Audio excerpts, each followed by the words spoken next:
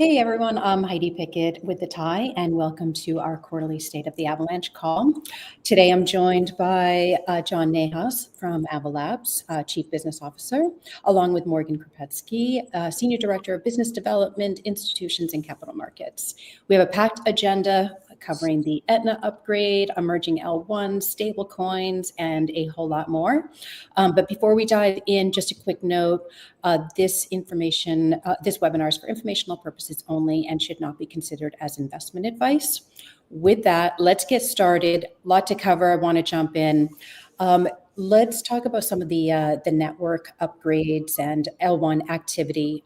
John, starting with you, Etna upgrade that took place late last year. I know we talked a little bit about it earlier this year on one of our quarterly webinars. A lot of buzz around it. Remind us what it is and how its impact has played out so far across teams, infrastructure, etc.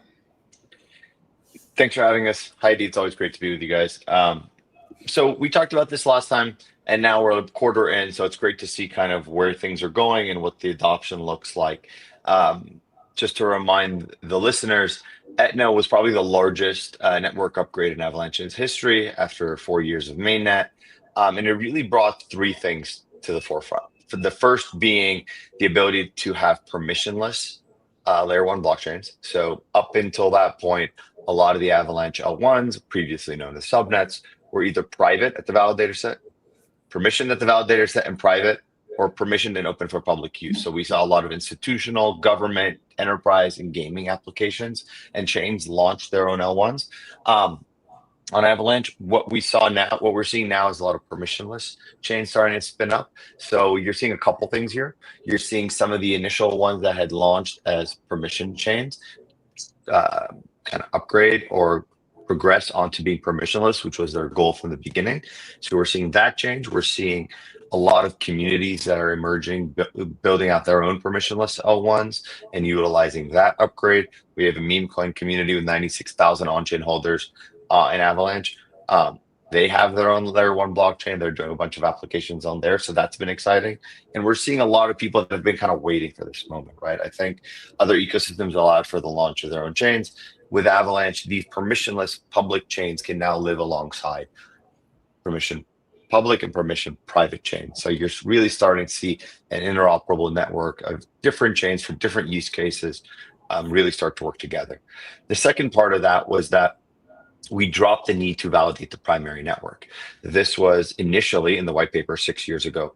The plan, we took feedback from institutional, enterprise, and government partners that wanted to run their own environment but not have to validate the primary network. So you can have a standalone L1 with your own validators, and then we've switched to a pay-as-you-go model where they pay a small fee to the network in order to have the interoperability and to use that stack. So that dropped the burden and the cost by about 99% to launch an L1. So it's as inexpensive to launch an L1 as it is some applications. So we're seeing huge uptick there. And then finally, we dropped the fees on the C chain by about 25x. We had focused and highlighted a lot of the activity and the performance of Avalanche L1s for the longest time. It's time to make the C chain equally performant, if not more performant. So the fees went down. There's more upgrades coming there as well. So it's a nice little mix of the public chain, adding functionalities across the network to really kind of encompass that full vision of Avalanche. John, I would just add to that, and maybe just for those who are unfamiliar, when we talk about permissionless L1s, it's really permissionless from a validation standpoint, meaning anybody that has the native staking token of the network, where a lot of teams are interested in actually using their token as a staking token, can do so if they hold that token. So what they've found, what teams have found, is that using this kind of mechanism actually instills real utility and value into their token beyond potentially just governance into the staking token of the network. And so to your point, we have seen really an influx of teams coming to build their own Avalanche L1s, which I know we'll talk about in a bit, as well as teams like Beam who've successfully converted from being a permissioned meaning a permission validator set L1 into a permissionless L1. So it's really exciting to see kind of the vision come to life right? Because we've been talking about this for so long. So it's cool to actually see this happening. And then in addition to that, beyond more teams coming to build, we've also seen more infrastructure providers coming into the ecosystem and supporting blockchains as a service. So most recently, we had a company called Gelato who's announced the fact that they are now supporting Avalanche L1. So again, like builders don't need to come in and know how to and want to maintain and build their own L1. There are providers out there, whether it's AvaCloud, Gelato, and others that are coming in the pipeline to come and support teams in building out their own L1s as well. So it's really cool to kind of see the impacts now of Etna really coming to life.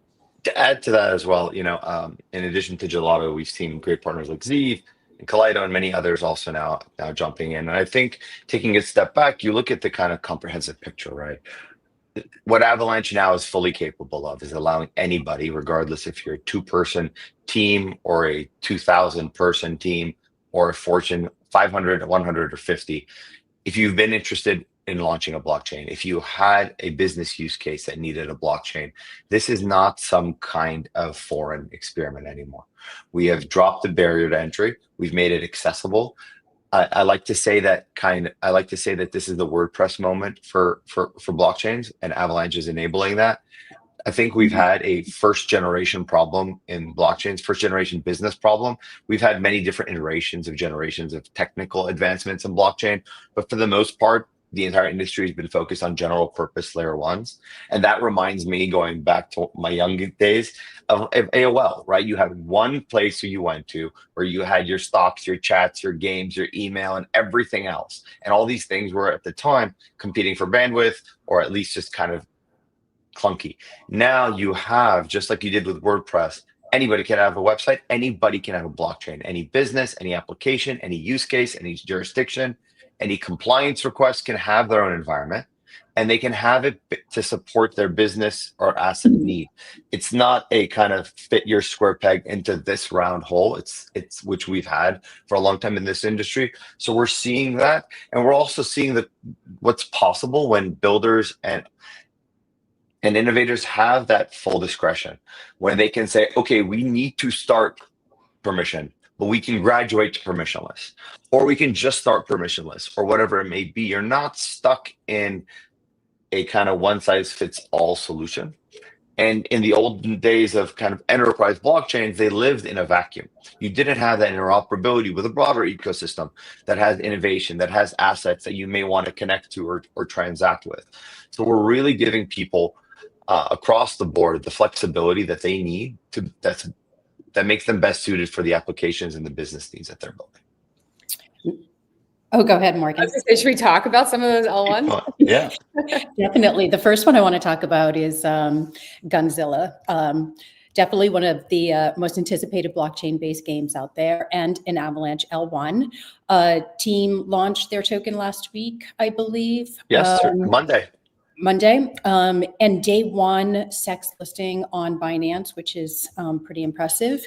So tell us about the launch. What, in your view, positions them to lead the Web3 gaming space, especially with Off the Grid debuting on PS5 and Xbox? Yeah, we're very excited about this team and about this product specifically. I mean, this has been a couple years in the making. Taking a step back, when we first jumped into Web3 gaming, this was the days of Axie Infinity. And frankly, we looked at the landscape and realized that a lot of these quote unquote Web3 games, and we've been hearing about the demise of Web3 gaming, well, that's because they really weren't games, right? They were tokens masquerading as a game. And the Gonnzilla team really did the right thing, which is build a great game. Gamers care about one thing. They care about playing a game, and it has to be a good game. The blockchain element, the crypto element unlocks extra functionality, extra benefits, all these great things, and it enhances the game. It is not the cornerstone of why the game exists.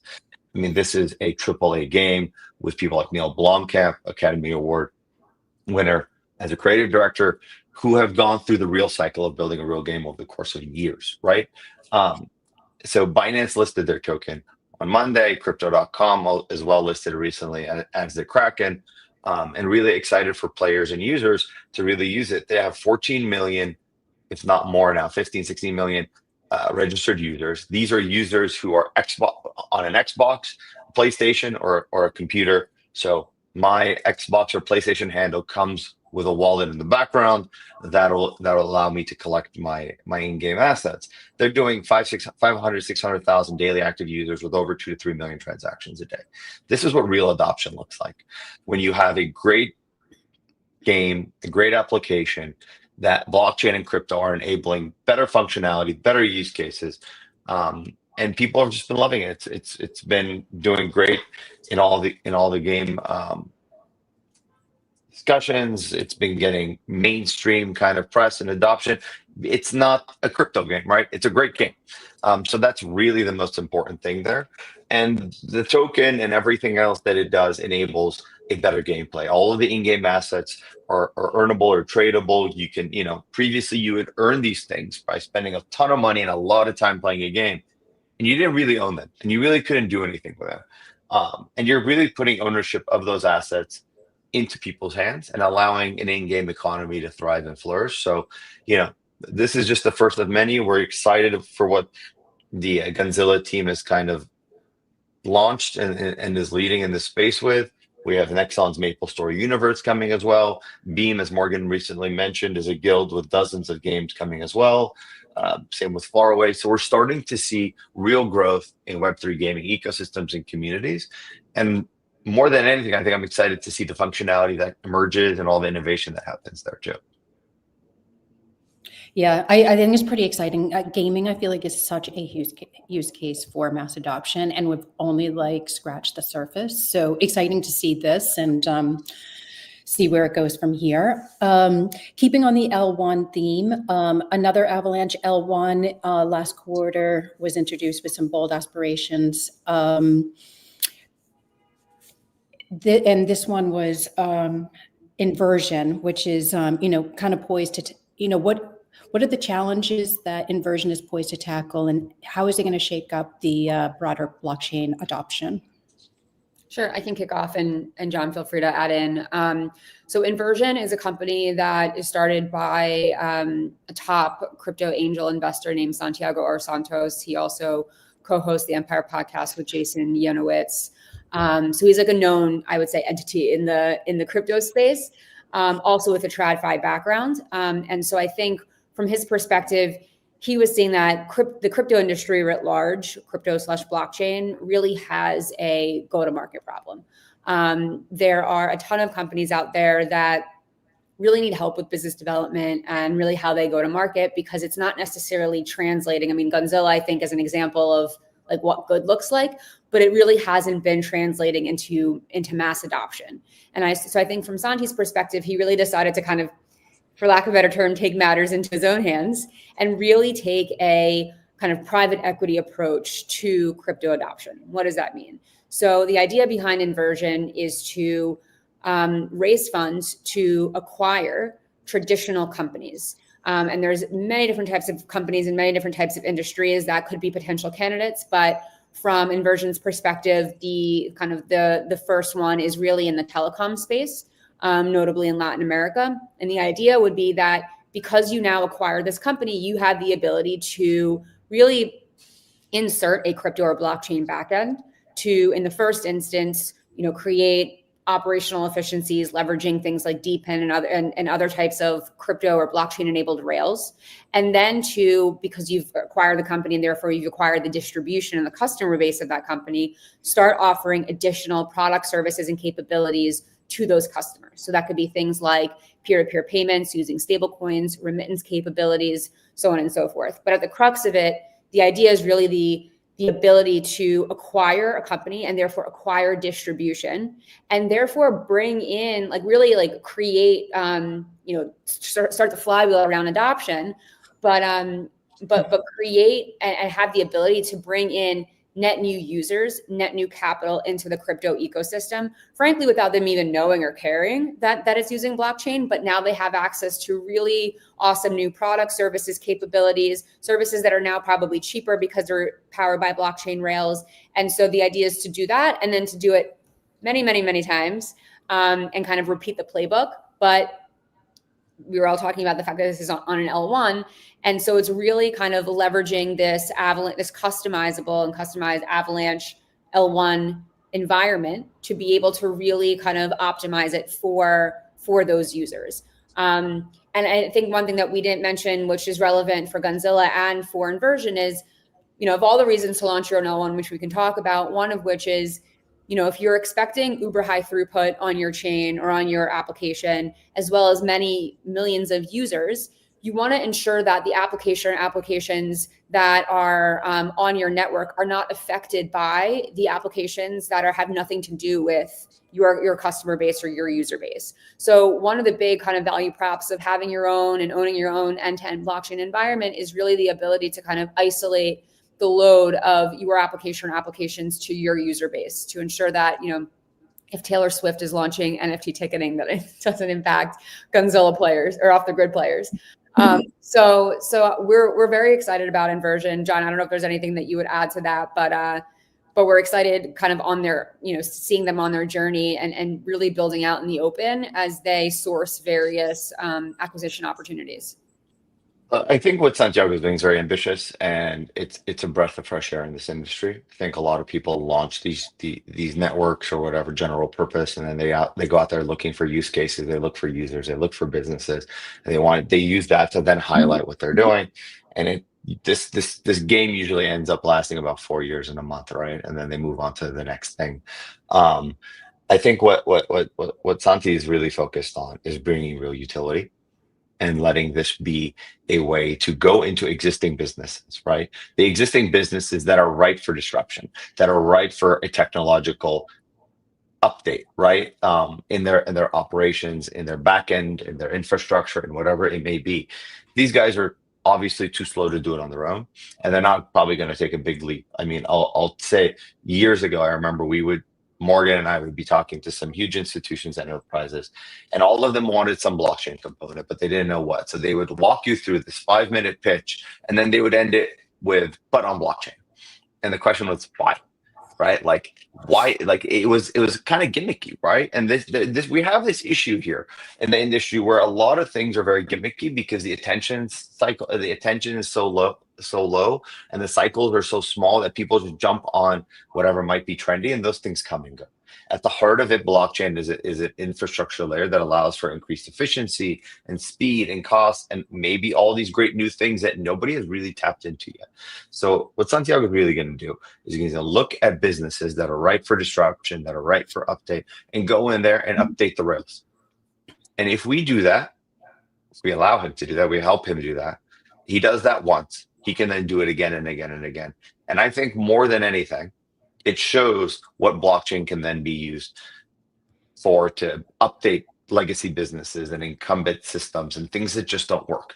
I mean, a common thing we hear from everybody is, why don't things work anymore, right? Like, we're in the year's 2025, and there's basic things that we do on a daily basis that still haven't worked and you still think are very archaic. Well, we have the technology for it. Nobody's really used it.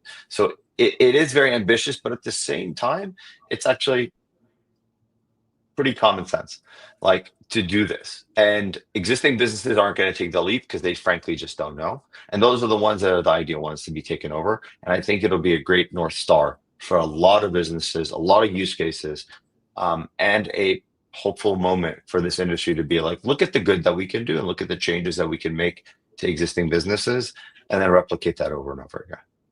Yeah, it makes complete sense. And kind of another narrative that's taken place out there is AI. I don't think you can see or talk about crypto and blockchain without AI coming into play. And I think you have your first AI layer one on Avalanche, Kite AI. What is that, and how do you see it kind of redefining, if it will, the AI blockchain space? So I think the AI narrative is there. And what happens is you've seen like AI agents with tokens, and they reply to people on Twitter and all this kind of stuff.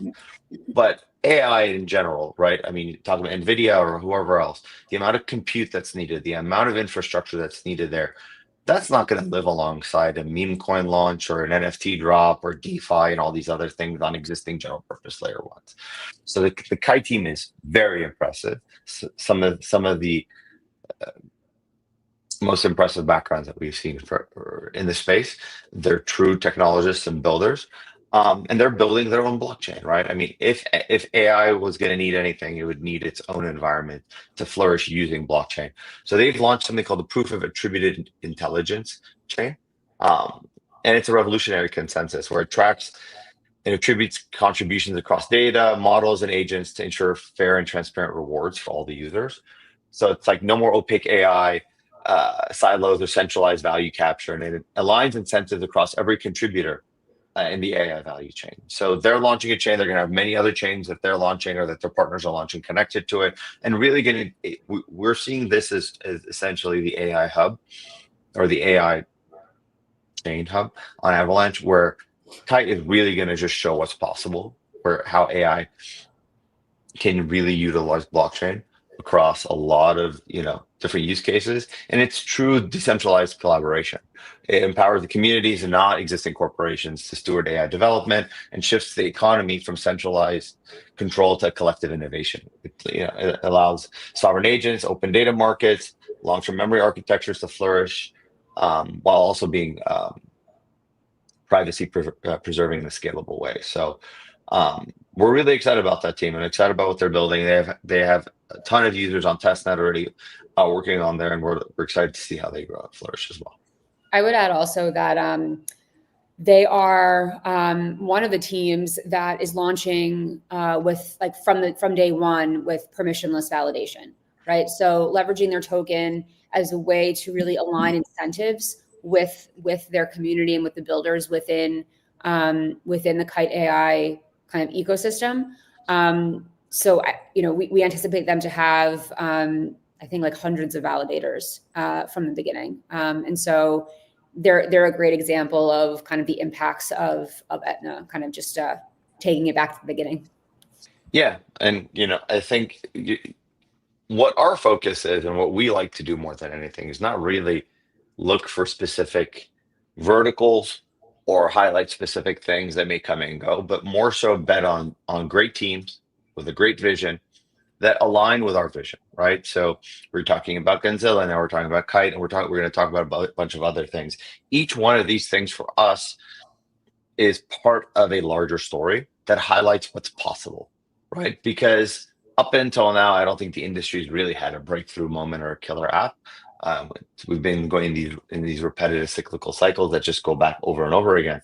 But I think by showing what's possible, if you want a small network that's truly customizable, you can do that. If you want to open it up to everyone and have hundreds, if not thousands of validators for your own L1 that connects to a broader network with thousands of validators, and you can start to see then how these economies work together, complement each other.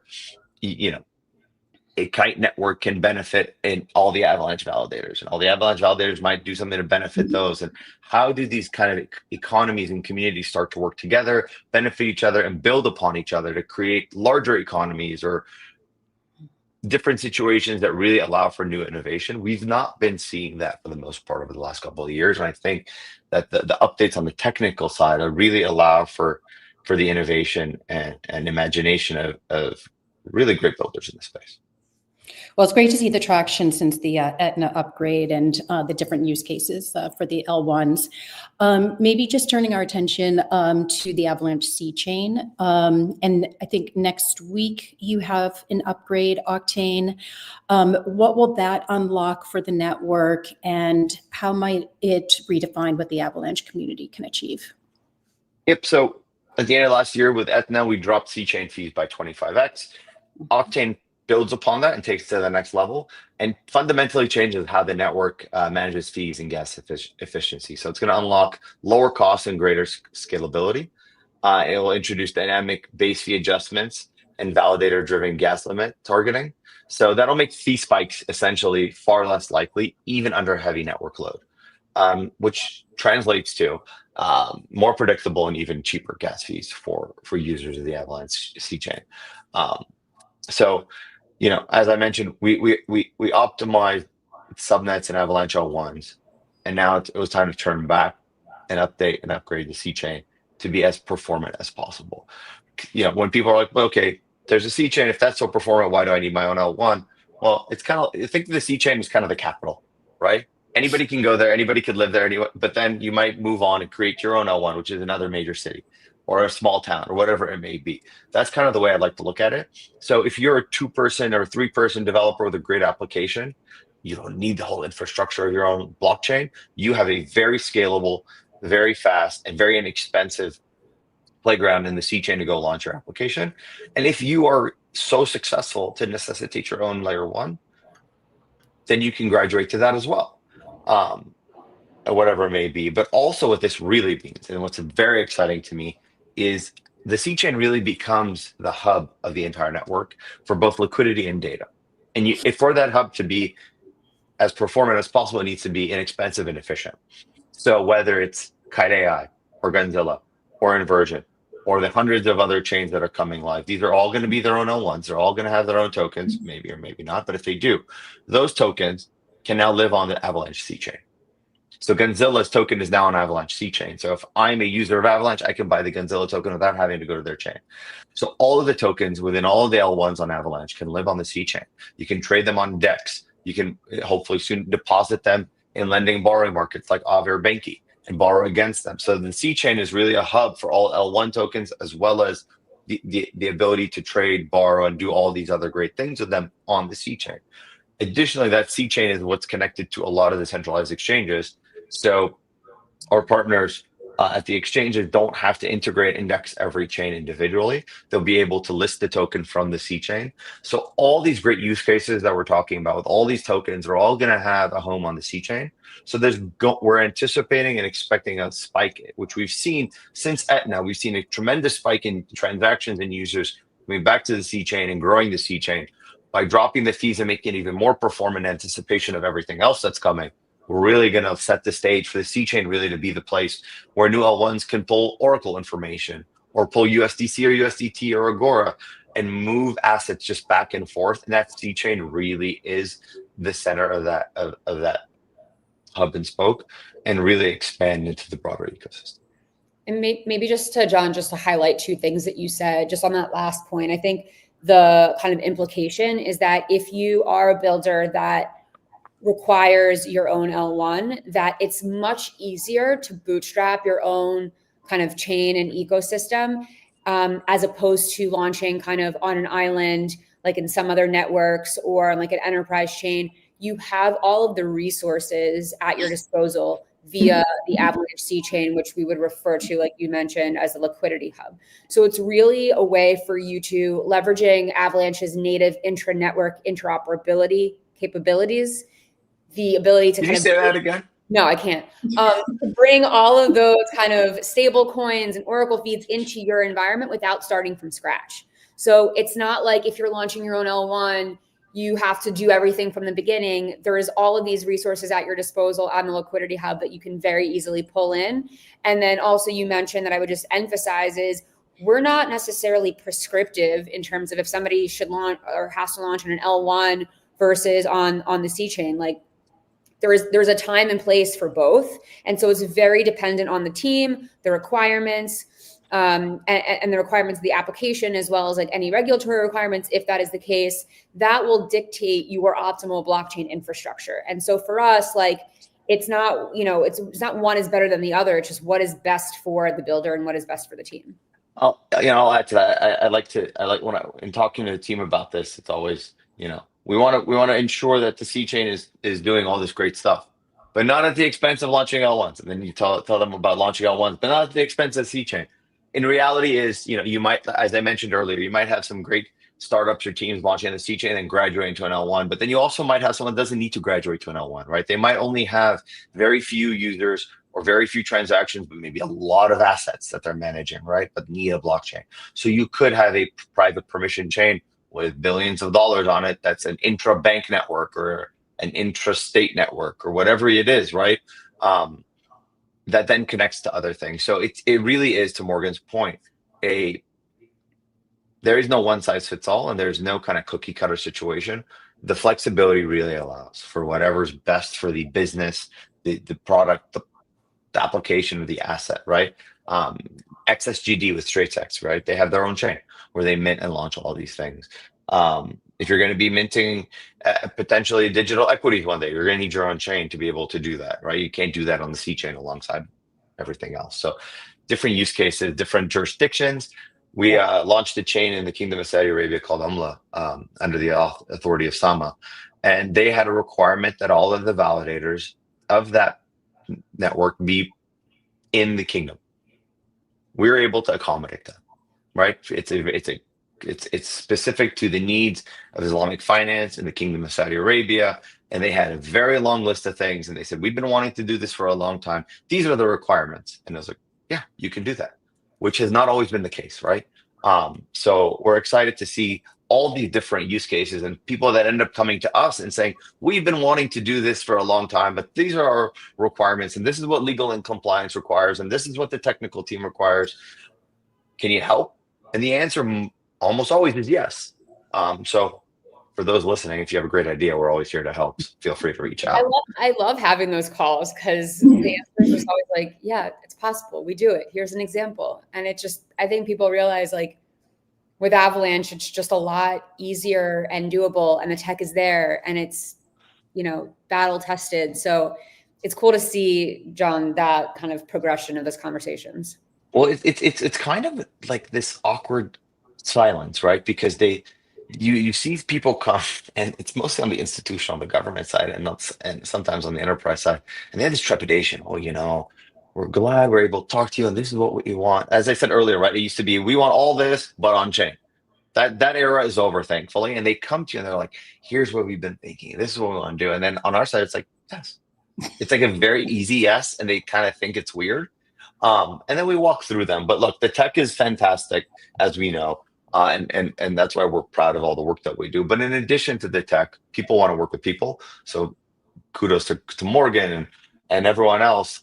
With the tech, you also get people like us who are here to help and support and connect you to other great builders and other great users and use cases and partners and all the things that you need. And in addition to the tech, there is the partnership element and the human element that I'm very proud of the work we do on that front as well. Amazing. Yeah, the flexibility is so ultra important in how you recognize the one size doesn't fit all. And I mean, it's just so important when you're building something completely brand new, you don't know where it's going to head. So having that flexibility is great to see. Let's move on from infrastructure a little bit. FX payments, sort of growing adoption of stablecoins, a lot happening there in the Avalanche space. You just launched the Avalanche card, which we did touch upon, I think last call. Beyond it looking like a super cool card. Oh, can you hold that up again? It is. Look at that. Is that the light up Am I one? holding it the right way? Am I holding it the right? No, I always hold it sideways. You have to hold it up, right side up. Okay, there you go. And the middle lights up when you tap it too, which is pretty cool. Super cool. Okay, so besides lighting up and being super cool, what are the potential benefits you're seeing versus traditional cards? Why does somebody want the Avalanche card? Sure, I'm happy to kick it off. So I think like from a crypto user perspective, I think one of the obvious benefits is that they don't have to on and off ramp any of their crypto or their stables through a centralized exchange to get fiat to use that money, right? And so with the card, at this point, there's a series of different assets supported, including AVAX, as well as stablecoins, USDC and USDT, with several others kind of in the pipeline. But with that capability, you can literally spend down from this card anywhere where Visa is accepted, as well as withdraw cash at ATMs, which obviously adds to kind of like the practical utility component. So it really kind of saves on the operational friction of having to manually, with multiple steps on and off ramp, stablecoins, crypto, and other things. In addition, it was first launched throughout most of the US as well as Latin America. I think for me personally, I'm very excited for kind of the utility throughout Latin America and then ultimately in other markets where crypto and stablecoins are really kind of taking hold for a variety of different reasons. And so we're seeing like a lot of interest and adoption there. And I think especially for users in Latin America, the card ultimately offers lower foreign transaction fees, which really makes it especially appealing, I think, for large purchases like airfare, especially compared to kind of traditional rails where a lot of the FX and foreign transaction fees are just like kind of crazy. to use the technical term. So I think that, all of those reasons, I think people are kind of seeing in real time the benefits. In addition, what I would say is, in addition to the other kind of assets that are in the pipeline, there are other capabilities in the pipeline as well, meaning potentially the ability to, as opposed to holding your cash in like a non-yield bearing stablecoin, the ability for that stablecoin to start earning yield through either additional types of yield coins or in partnership with companies like OpenTrade, who we'll talk about in a little bit, as well as different kind of DeFi capabilities in the back end. So there's a lot that you can kind of do and instill in this type of card versus a traditional debit or credit card. And so, I mean, I think we're excited about the Avalanche card as it relates to, the Avalanche community, but also I personally very excited about Rain, which is the company that we partnered with on the card itself, and their clients and their additional issuers that they're working with to launch their own credit card and debit card capabilities on Avalanche as well. So it's really kind of twofold between Avalanche card and all the work that Rain is doing as well. I'm sure, John, there's other things that you want to add to that as well. No, you touched on everything. I was just going to say it's been great working with the Rain team, and I think they recently raised a pretty big round to continue expanding. We've been seeing crypto cards come and go for a long time. No physical card, or maybe it's online or whatever. This one's great. I think they really thought about the utility and the ways people want to spend their crypto, or not spend, or spend against it, right? I think you don't have to spend your crypto. You can access a credit card. So there's a ton of benefits there. You don't want to have to worry about offboarding. If you have assets somewhere, if you're traveling especially, it's great. I've been using it when we travel a lot. And it's a cool looking card, and more than anything, my kids love it when they get to spend money because the card lights up and they think it's a magic trick. So I'll leave it at that. Very cool. Staying on the stablecoin theme, we also saw OpenTrade continuing to grow its offering on Avalanche through euro-denominated IBAN accounts. How has this offering been used to date? How do you see it comparable to other popularity in the future, other offerings? Sure. So OpenTrade is a company that I mentioned a few minutes ago. They ultimately help customers. So to date, most of their kind of go-to-market has been very much like B2B or B2B2C. So they help their customers, many of which are neobanks, fintechs, kind of wealth tech platforms who in turn have clients. They enabled those clients to have easy access to dollars, now to euros, and to savings accounts in those respective denominated currencies and jurisdictions. And then, they ultimately have plans to kind of expand out additional, products and service offerings with their customers leveraging blockchain tokenization, smart contracts in the background. So very kind of abstracted away for those ultimate customers where, again, they don't know, they probably shouldn't care that they're using OpenTrade in the background, nor that they're even using Avalanche for that matter. So most recently, one of the customers that they have been working with is a company called Lidio. And Lidio is a Colombian-based neobank who at first started operations in Colombia and is expanding kind of throughout Latin America. They first started with offering Lidio customers access to dollar accounts and dollar-based savings accounts powered by OpenTrade, which in turn uses stablecoins like USDC as well as tokenized money market funds to offer dollar-based exposure and dollar-based savings accounts to their customers. Now they've expanded with offering euro-based accounts and euro-based savings accounts powered by, in this instance, Circle's EURC stablecoin.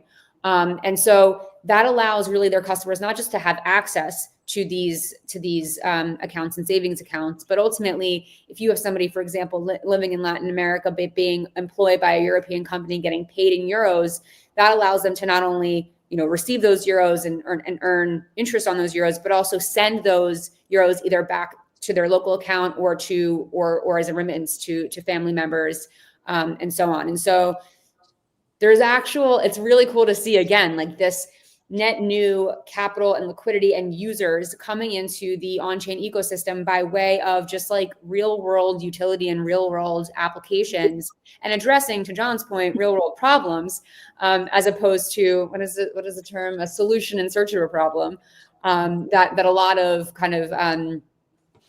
partners to date have, well, not to date, but in the past cycle we're experiencing. So very excited about them. We'll definitely keep everyone updated in terms of the additional kind of not just clients, but also product and service offerings from Open Trade. But that is actually also one use case where we're really starting to see the utility of euro-based stablecoins. Because to date, I think a lot of volume and interest has been in dollar-based stablecoins, but I think this is a clear example of where euros can start to fit in as well. Look, I mean, the stable coins are a fantastic way, especially the dollar ones, for regarding dollar dominance. And a lot of people around the world want to hold dollars, so this is fantastic to support that. But then locally, you're going to transact with a local currency. So even if you're going to hold dollars, you need to be able to transact locally.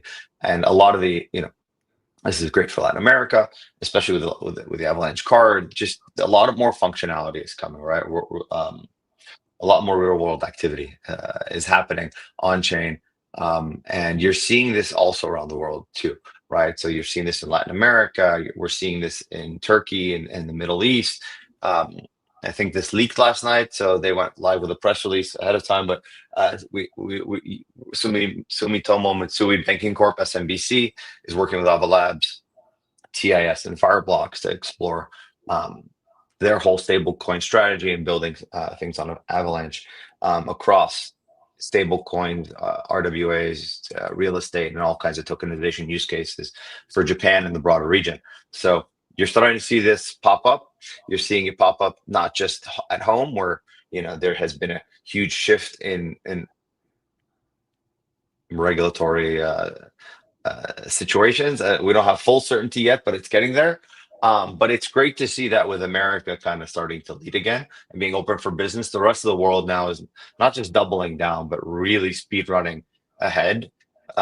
Everything was kind of moving offshore. People were adopting it. We're seeing great adoption of the UAE, especially, and now in Korea and in Japan. But now with the US really leading, you're seeing everyone even tripling down because they're like, okay, this makes even more sense. It's even more welcome. So we're excited with the work we're doing with SMBC, and we'll continue to do with them throughout the year as things launch and stuff. So exciting times. Yeah, just continuing on the theme of regulatory change here in the U.S., certainly sentiment has completely flipped to be much more positive of doing business here and the opportunity set. As you think about the new administration, how does that impact position? Does it position you any differently? Do you just see lots more opportunities for Avalanche? How do you think about that? So I think we'd be remiss not to emphasize that Ava Labs has been a US-based, New York-based company from the beginning. So we have been and continue to be very proud of that fact.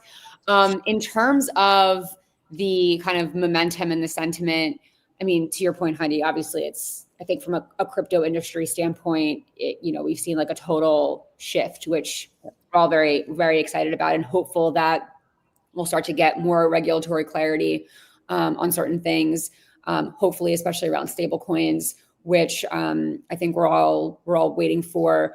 I think from an institutional standpoint, there have been a few kind of objective developments that have gotten definitely banks more excited about leveraging public blockchain infrastructure. I think, asset managers this whole time have been able to be a little bit more nimble in that space just because they're not regulated by banking regulators.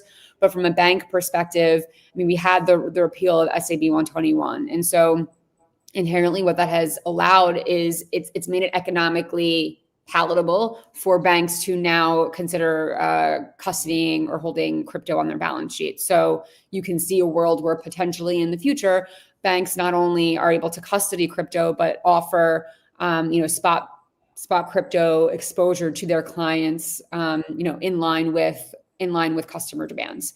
And so that is one area that I think has really been opened out for banks, whereas before it was just like an absolute non-starter. Now I think a lot of them are considering it. And then with other moves by both the FDIC and the OCC, it's really kind of created a green light for banks to now start exploring leveraging public blockchain infrastructure. For us, from an Avalanche standpoint, historically, it wasn't as much of a blocker because of the L1 construct that really has allowed them to always launch private permission chains. But now there's like really very little reason for them to kind of get involved. And especially with L1s, I think they still have the ability to start private and permission, but then still always open up their environment to becoming more public and permissionless to the extent that the application makes sense for that to happen, as well as to, again, tap into users' liquidity and other types of infrastructure, again, on Avalanche C-Chain or other relevant L1s as needed, which is something that historically is not feasible with these like isolated enterprise chains out there that would need to rely on kind of third-party bridges or third-party trust assumptions. And so I think the collective kind of sentiment coupled with some very concrete positive steps on the regulatory front and anticipation of what we think will happen on the regulatory front, I think it's just created a lot of excitement, positivity, and really a change in sentiment, I think, from a financial services perspective. Yeah, it's so great to see and hear regulatory panels now much more optimistic and positive as opposed to all the roadblocks. You know what that means, Heidi? It means that when everyone up until now was like, oh, regulatory clarity is why we're not seeing adoption. Now, hopefully that excuse is not going to be more an excuse. It's even though we have nothing certain yet, it has been a tremendous accelerant, right? Like to Morgan's point, we had the flexibility to allow all these people who wanted to do something. But even then they would tiptoe into it. They were worried. What if this, what if that, what if there's a lack of a better term, a nuclear option happens. And we even though we're compliant, we somehow realize that we're not. And there was always that what if someone drops a bomb on the industry? What if something crazy happens and then we're on the wrong side and we can't afford to be on the wrong side? I think now that everyone knows that they're not going to be on the wrong side, they don't know where that line is going to be drawn, but at least they know that it's way different than what it was before. So you're seeing people who have had plans for 2 years or 1 year or whatever say, let's go, right? I think Morgan and I and a lot of the team worked on a lot of these things at the end of 23 with MAS and everything else, and all of these POCs and stuff that would take 18 or 12 months of work to get to, right? And then that happens, and then that checks off a box, and then you do another 12 to 18 months to the real deployment or the next deployment or whatever. Those timelines are being truncated really quick now. So the people who are like doing it and testing are now like, okay, we want to forego all this stuff that we used to spend all this time on and really go to it. We're happy to kind of instead of dip our toes in, we're happy to step in. Some people are willing to just do a full cannonball in, which is just great to see because you see the momentum that the train has kind of left the station. Where it's going, nobody knows yet, but everyone's fine to go somewhere and figure it out as they go. So yeah, definitely. It's great to see the institutions finally like now coming back into play. They had like kind of been sidelined for a little bit, but no excuse. You're right. Hop on the train or you're going to get left behind at this point. So just keeping on regulatory front a little bit, and AVAX ETFs starting to emerge, or spot AVAX ETFs with VanEck and Grayscale, registering interest. Where do you see this taking Avalanche? Is this a game changer, or is this just another side note in like a larger story? The last time I was on one of these, someone mentioned an ETF before it was public, and then I had to take a break and figure out what I was going to say. Look, I think what it means for us is it's a great vote of confidence by two trusted, respected, and credible partners. We're really proud that VanEck was out there filing for us, or filing for the AVAX ETF, and now followed by Grayscale. I think there was an ETF kind of rush or narrative for a while where everybody wanted an ETF. I think an NFT project even got an ETF filing. Everybody was looking for a filing. I even saw a joke. I think there was a ETF as a service kind of emerging for a while, where everybody, like, it was like a little bit of a narrative. That's all noise. Take a step back for us. Really proud and really happy that we have VanEck supporting the Avalanche ecosystem, and Grayscale as well. Grayscale, of course, had the AVAX Trust. And now this ETF is helpful. I think it allows for a lot of institutional capital to come in, a lot of capital to come in from retirement accounts and RIAs. And my mother-in-law finally can buy some AVAX because she's asked me for 4.5 years how to do it. And the second I show her Coinbase, her head stops. So for those people who might be interested, I think that's a great way to do it. I think it just allows for broader distribution, and frankly, this is how it happens, right? There's distribution. People have an asset, they pay attention to the asset, and they use that to learn about the industry, and then they start, so this, at least this way for me, is a great educational opportunity for the mass market about what the technologies are, what the applications are, what the use cases are. But no, I think, with VanEck and Grayscale, we're in fantastic company. We're very proud of those two partners. But of course, not financial advice. Exactly. I didn't give any financial advice. Thank you for that reminder, Morgan. So quickly Keeping me out of trouble every day. That's right. Quickly approaching is the Avalanche Summit in London, which sounds and looks very exciting. If you have not watched the trailer, everybody should watch it. Very fun. That's taking place, May 20th through the 22nd? Yep. Okay. Who's attending, and what can attendees expect to gain or achieve? Well, you're going to attend, Heidi, of course. I want to. I need my invite. Of course you're invited. So I think, to your point, it's really an Avalanche ecosystem-wide conference, right? And these we have periodically throughout the year. Last year, it was in October in Buenos Aires. This year it's coming up May 20th in London, and it really is an ecosystem-wide conference. So it's literally builders from, whether it's in the institutional world, DeFi, gaming, consumer and enterprise, AI, verticals that I'm sure that I missed and haven't named, payments. And so it's builders and teams that are building on Avalanche, kind of really across different industries and use cases, as well as infrastructure partners, as well as investors in either Avalanche itself or the various builders building on Avalanche. It is people who want to and are excited about the various applications building, as well as those who want to learn about the Avalanche ecosystem. So it really is kind of all-encompassing, and it's a really good opportunity not only for people and teams and firms to learn about what's going on in the ecosystem, but also to directly interact with each other. It really draws a pretty global crowd every time. So we're very excited in particular about the location being London, because, London's obviously a pretty central hub for a lot of different countries and areas. And so, I'm always excited. This is going to be my third summit. John, it's probably your 10th. There's only been 4. It's my 4th. I know. But I'm personally very excited, because it's always just like, you also talk to a lot of partners all the time, virtually or on chats or Telegram, but to actually kind of mix and mingle and chat and have these really like informal conversations, because also it's never at like a Uber. I know, Heidi, I don't know if you've actually been to a summit yet, but it's never at like a stuffy conference center. It's always at like a really cool venue that is very conducive for, having really thoughtful, but like less formal conversations, and really conducive to just like relationship building. It's not a conference, right? Like, you go to conferences have their role and their purpose. This is more of kind of like a family reunion every year, right?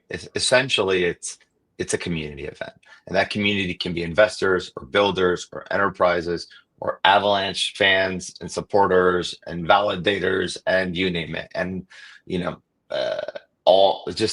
it's such a diverse group of people from different industries and different verticals that Morgan mentioned, but also from around the world, right?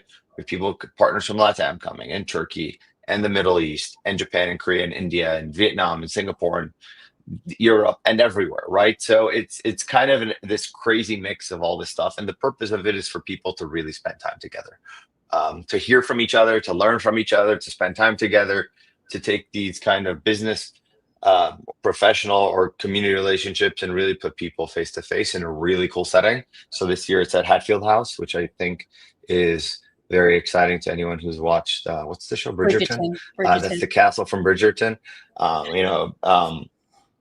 Last year in Buenos Aires, there was a really cool warehouse where they do like some of the top concerts in Buenos Aires. The 2 years preceding that was at the Pobla Español in Barcelona. Like, it's just great venues, great time, great food. We do make sure to have great food, and great content, and just it's a great community event. So excited to see all of our partners and people that are interested in being part of the community and building on Avalanche and just having a good time be there. So it's going to be fun. Venue looks amazing. Yeah, it's going to be great for everyone who's able to get there for sure. Creating a little FOMO here. In our last couple of minutes together, thinking ahead for sort of the rest of 2025, what are you most excited about when it comes to Avalanche? Any surprises we can look forward to? Definitely no surprises on this webinar. We told you it wouldn't be a surprise. Come on, just one, just a little something. I'll give the answer that I always give, because it's truthfully like, I feel a sense of ownership with all the people that we work with. So I can't name anyone in particular. It's like asking me which one of my kids is my favorite. But I will say I'm most excited to see kind of the vision continue to play out, and to see that vision really, to see where it takes us. I don't know where this goes, where you have institutions and governments and games and DeFi and AI and DePIN and regional, local things all building all these different applications and all these different L1s with thousands and tens of thousands of validators for these other L1s, and these just economies kind of colliding, learning from each other, building on each other, and seeing that snowflake gradually turn into an avalanche is kind of, I had to do that one there though. That was my corny drop of the day. But no, truthfully, right, there's a reason that name exists, and there's a reason why the network was named after that, and it's a part of the vision. So where it's going, I'd be a fool to tell you what I think. I don't know where anything's gonna happen in this industry a week from now. But I do know what we have coming, and I do know the people and the caliber of people we're working with. So very excited to see kind of how these things all come together. I think that was a good note to end on. I echo everything that John said. I like that. Amazing. Well, the momentum's there, and it's always great to have this conversation and to hear about all the cool things that are happening around the network and who's building. And so, yeah, I think it's exciting, and wish you both like huge success at the upcoming summit in London. I might need to go book my ticket and tickets after this call. And I guess I have to give a plug to frostymetrics.com, as I always do on these webinars. That is your one-stop platform for all things Avalanche data. So be sure to check it out. Super cool website, free to use, not selling anything. And so always great to catch up with you, John and Morgan, and looking forward to next quarter. Thank you, Heidi. Great being with you.